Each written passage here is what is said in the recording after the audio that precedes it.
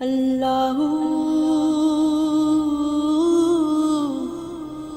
اللہ اللہ اللہ اللہ اللہ اللہ اللہ۔ تصوف اور طریقت کے راستے پہ چلنے والے اور صوفیاء کی تعلیمات سے استفادہ کرنے والوں کے لیے بات ضروری ہے کہ وہ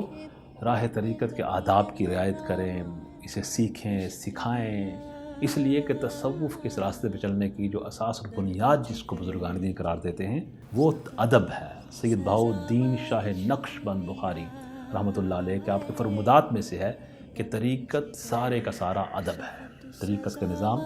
ادب پر قائم ہے۔ جتنا انسان باادب ہوگا، ظاہری باطنی اعتبار سے مؤدب ہوگا، اتنا ہی یہ جو ڈیپ نالج ہے، معرفت ہے، علم باطن ہے، روحانیت ہے، نورانیت ہے، فیض و برکت ہے، اس کو حاصل کر پائے گا۔ آپ فرماتے ہیں کہ ادب بھی تین طریقے کا ہے۔ ایک ادب اللہ سبحانہ و تعالیٰ کی نسبت سے ہے، ایک ادب حضور سرور کون و مکان صلی اللہ علیہ وسلم کی نسبت سے ہے، اور ایک ادب مشائخ اور بزرگان دین جن سے آپ یہ علم سیکھتے ہیں ان کے حوالے سے ہے۔ جب انسان اپنے بزرگان دین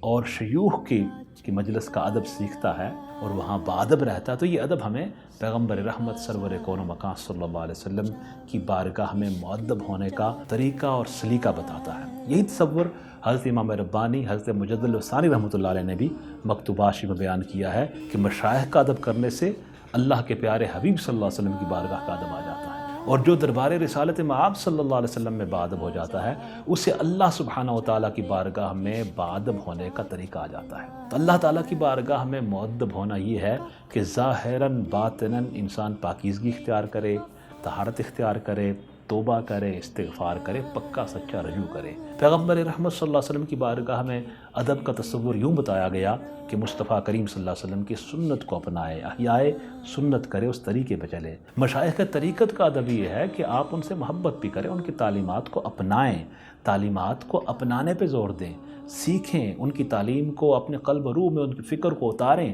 اور عمل کے راستے پہ گامزن ہو جائیں۔ حضرت رومی نے یہ پیغام دیا کہ ادب سارے کا سارا یہ ادب ہی ہے اس راستے کا، اور وہ اللہ تعالیٰ کی بارگاہ میں یہ دعا کرتے ہیں کہ اللہ تعالیٰ ہمیں ادب کی توفیق عطا فرمائے۔ وہ فرماتے ہیں از خدا خواہم توفیق ادب،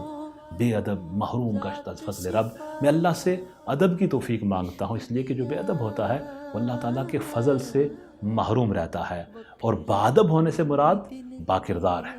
باعمل ہے، عمل کے راستے پہ چلنا ہے، توبہ اور اصلاح کے راستے پہ آگے بڑھنا ہے۔ یہ تصور ادب ہے جس کو ہمیں اپنانے کی ضرورت ہے۔